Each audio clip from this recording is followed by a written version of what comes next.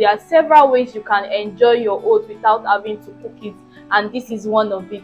So stay with me while I show you the ingredients we'll be using. Since we are making a oat recipe, of course we'll be making use of our oats. We'll be making use of some yogurt, full cream milk powder.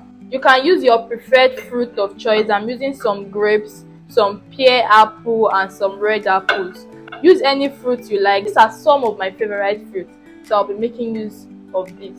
Our jar that we're going to be storing the oats in, make sure your jar is refrigerator friendly. We'll be washing our fruits with some white vinegar and a bowl of water.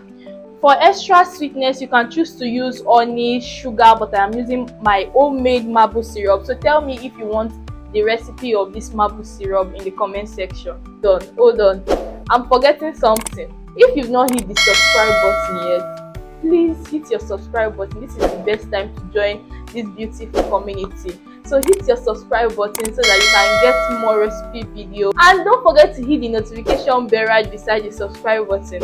You'll be the first to get notified once you hit that notification button. So let's just prepare our oats real quick. This oat is best prepared overnight. So if you want to take oats in the morning before you go to bed, prepare your overnight oat and go to bed. Once you wake up in the morning, your oats will be ready. You don't have to put anything on fire in the morning when you are trying to make breakfast. Isn't it amazing?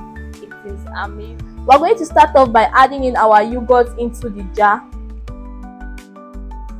Now into the yogurt, we'll be going with our powdered milk.